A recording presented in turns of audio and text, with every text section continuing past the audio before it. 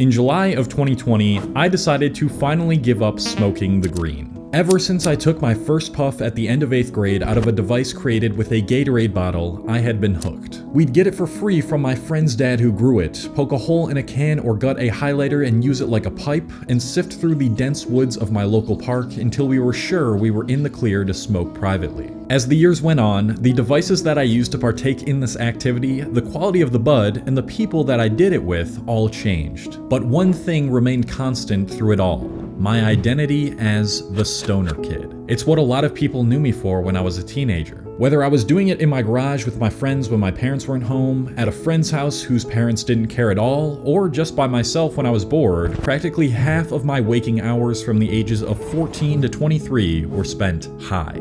But then something changed. March 2020. The pandemic hit and I was forced to be alone with my thoughts. Add that on top of the fact that my girlfriend dumped me and I moved out of my parents' house into my first apartment, and my daily routine as I knew it now looked completely different. It was as if the universe was slowly shifting the pieces of my life around to guide me towards a new version of myself. Many people still ask me until this day how I managed to give up the green after being mentally addicted to it for so long. And this is the only answer that I can give. Several months into living in my new apartment, I simply just decided, yeah, I'm gonna stop doing this now. And so I stopped buying it and never looked back. The stoner kid was no longer my identity. Where did this sudden willpower to change come from? How much of it was caused by external factors, and how much of it was my own decision? These are the types of questions that I want to answer while exploring the concept of being yourself. But instead of being yourself or trying to find yourself, I think you should be focused on making yourself. And to do so requires a 3-step process, the same process that I use to become the man that you're watching in this video today.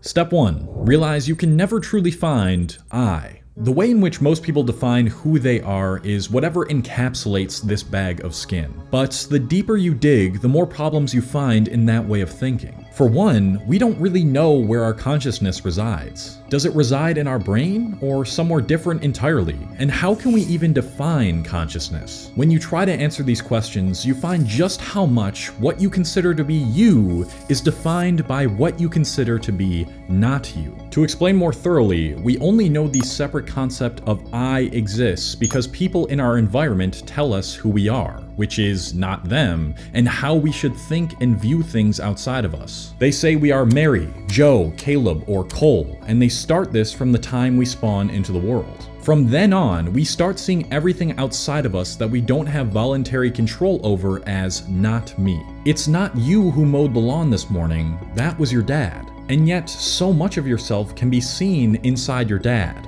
Pause. What I mean is he does have many of your genes and you share the same facial features and body structures of him. So where do you draw the line between you and him to separate each other? Well, that's easy. You didn't decide to mow the lawn, that was your dad. He exists separately from you, so it couldn't have been you. So everything that we considered to be not us is everything outside of our voluntary control. But what about those times where who you consider to be I does something or says something that you didn't mean to without your voluntary control? For example, is it you who creates your dreams? In our language, we say, I had a dream, but our dreams are completely outside of our voluntary control. And the same can be said about our thoughts. Many of the thoughts we have on a daily basis come out of nowhere without us actively trying to think of them. Is it really you that's thinking your thoughts, or did they come from something outside of you that you don't consider to be you that isn't under your voluntary control? Just because you or your consciousness is the only one who had that experience of that thought or dream, does that mean it's yours? You could continue these thought experiments on and on, trying to pinpoint where the idea of you resides, but you'll never find it, because you were never supposed to.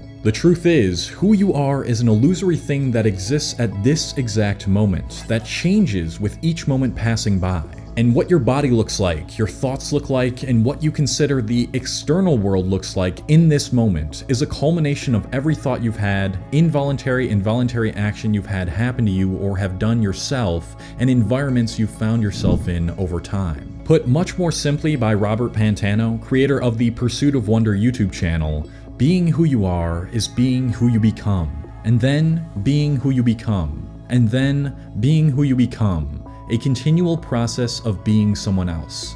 In the end, there is nothing to find or be but a process of finding and being. In other words, there is no way to pin down the concept of I because it is an ever-changing feeling of experiences, thoughts, and physical items. Depending on how you've been raised and what you've gone through, this realization could completely set you free, or it could trigger an existential crisis and leave you with anxiety and dread. If you are part of the latter, perhaps it might alleviate your feelings to know that you will never have you figured out because there was no I that could be lost in the first place. This is when step number 2 comes in, shattering through the matrix. What your human body really wants, what it is really searching for, is some sort of identity. Most people want a way to answer the question, who are you and what do you do, when asked at a party. Each of our brains are looking for that security and consistency of having an identity that provides us the safety in an unpredictable, ever-changing universe. And when many of us are presented with the possibility of getting that identity security, we will accept it without hesitation, even if it's not what we really want. Because of this, many people don't even take the time to question why they do what they do, think what they do, or see what they do on a regular basis. This is what one would refer to as being plugged into the matrix. Having all the forces outside of us guide us down a path and system that makes us conform to societal expectations, living a life that does not at all match up to what we are fond of doing. Realizing you are a part of that system and no longer tolerating it takes a massive amount of courage and work. In fact, it might seem next to impossible, especially if you had a bad role when you spawned in life. The momentum of our history is an extremely powerful burden to overcome and should not be understated. But we need to embrace the idea that for the large majority of us, we have the capacity to choose our future, while fully acknowledging that it may be very difficult to bring forth a chosen vision of oneself to reality. What you need to realize is that you've been brought up in a system that suppresses you as much as possible from knowing your true passions and the power you have over your circumstances. Without sounding too much like a crazy conspiracy person with a bunch of buzzwords, it's quite clear there are very evil people at the highest levels of power who have let their egos get the best of them and are still under the impression that they're separate from everyone else and need to ensure they're always at the top because of it, who found ways to use their money to get people to comply to a certain way of living, and they knew most people would follow because it promised them the safety of having an identity and thus being able to fit in and feel stable and secure. The truth is, most people like being told what to do or told who they are because it stops the dread-like human condition of trying to figure out your existence for yourself. But when you make this discovery and you are unhappy and unfulfilled with who you are and where you are right now, you must in a sense temporarily leave or separate yourself from the matrix and leave the past version of yourself where it belongs, in the past. To do so requires potentially years worth of introspection and inner work. It doesn't mean you stop going into your job or you move into the forest and shave your head bald, although you could. I'm not suggesting you do something totally unrealistic like that, because we unfortunately need bread, we need money just to survive and get food and shelter in this system. But what you need to do is start to silence the noise of how people are defining you and telling you what you should do, and start to look within. When I made the discovery that I was the sum of every thought, action, both involuntary and voluntary, and environment I found myself in, I started to do the most powerful practice for anyone looking to gain a deeper understanding of themselves and their reality: meditation. I started to observe each thought coming into my head instead of attaching myself and identifying with it. I questioned where it potentially came from and what was leading me to feel these negative thoughts that would occasionally come into my psyche on a daily basis. I examined each of my beliefs, how they were a byproduct of my matrix programming and inherent human necessities to feel safe, secure, wanted, and avoid danger as much as possible, and I realized that it was me who could choose to react to all the involuntary things outside of my physical body in whatever way I wanted, as long as I did enough inner work to gain back that control of myself. And I started to study books like The Power of Your Subconscious Mind by Joseph Murphy to get a deeper understanding of where my false negative beliefs came from and how to change them. And in fact, it's available in book summary form using the sponsor of today's video, Shortform. Shortform is a platform that is producing high-quality guides to nonfiction books. They provide the most incredible book summaries that I have seen on a platform like this. They give comprehensive coverage of all the book's key ideas, clearly and simply explained, plus smart commentary and analysis. And one of my favorite parts about this platform is they give you exercises to do after each chapter that you read so you can apply what you've learned in real time. And you guys know how much I talk about really applying what you've learned so that it's not just knowledge in your head. Recently, I've been on Shortform to read the book summary version of The Power of Your Subconscious Mind by Joseph Murphy. This book is really a deeper, definitive guide to what I'm going to talk about in step 3 of this video. He talks a lot about why you have these false beliefs and thoughts that pop up into your head and how to train your subconscious mind to create more positive results. Along with that book, 3 genres I think you guys would really enjoy are philosophy, self-improvement, and psychology. So if you're interested, you can get 5 days of unlimited access and an additional 20% discount on the annual subscription by joining Shortform through my special link, shortform.com/Cole, or you can click the first link in the description. And that gives you access to thousands of book guides for the price of just 1 book a month. And also, they're always dropping new books every week. One of my favorite sponsors ever on this channel, definitely recommend checking it out. And then I started the 3rd step of the process, which was the tweaking of everything I was surrounded by and consuming, which is what I like to call my inputs, to transform my self-image and therefore my perspective on reality and what I get out of it. In other words, much more simply put, I made myself. I started by becoming deeply aware of my inputs. That is, everything I was putting into my body, every type of content I was consuming, the people I surrounded myself with most, and what I was telling myself on a regular basis. I evaluated whether they made me feel positively or negatively, and then I used my power of will to slowly change my inputs, which then changed my beliefs, which then made it much easier for me to take action on things that I figured would make my existence easier, like being financially stable, connecting with others, having a high-functioning physical body, and having some sort of direction and purpose to move towards in my life.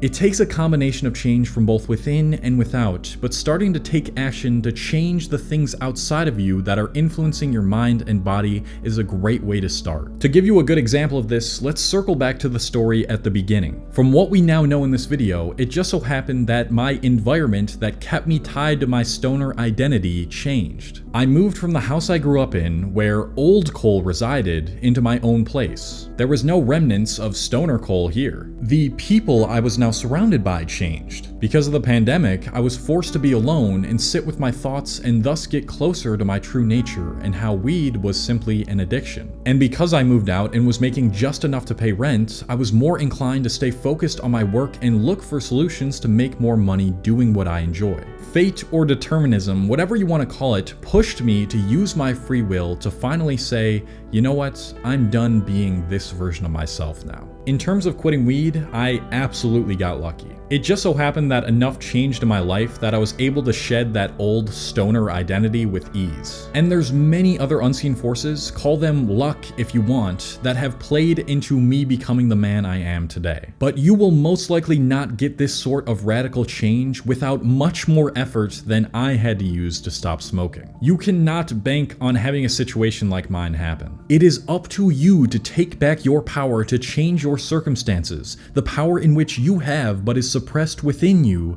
to become a new identity. Start by going deep into each negative thought and belief you have about yourself and ask yourself, why is it there? Where did it come from, and how can I change it? Start putting in action to change your thoughts, connect with people who are already what you're trying to become, or who are at least on their way to becoming, and match your actions to that identity. Consume content like this that uplifts you and makes you feel more powerful, and stop consuming all the negative crap that turns you into a zombie. From what I've observed, your external reality has much more of an influence on your identity than your internal thoughts at the initial stage of this process, so it's important to be constantly putting in effort to make a change to your inputs. Eventually, when you garner enough power over yourself, then no matter what kind of situation you find yourself in, you'll have the ability to have it pretty much not affect you. But at the start, definitely focus on changing what you see outside of you and what you're consuming. But all the while, do make sure sure to meditate alone to make sure that your external reality isn't influencing your sense of self too much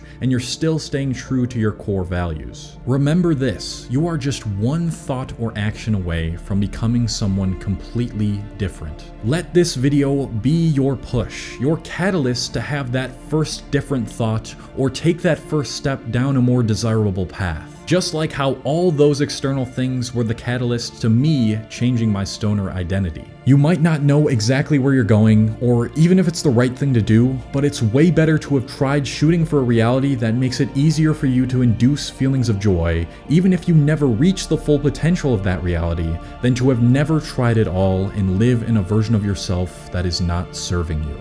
So stop being yourself, become it. This is one of those videos where I feel like you have to watch multiple times to get the message to really stick in your head and just use it as a positive input source on your journey to becoming a new version of yourself. Thank you to all my patrons on Patreon who are helping to support my channel. If you don't know what this is, it's a platform separate from YouTube where I'm putting out exclusive content and you can talk to me one-on-one over the phone on there. If you want to check that out, the link is in the description, but that is all for this video. If you want to go deeper into figuring out where your negative beliefs came from, check out this video where I explain it in much more detail. That is it for this video. I love you guys. Thank you for watching. Peace.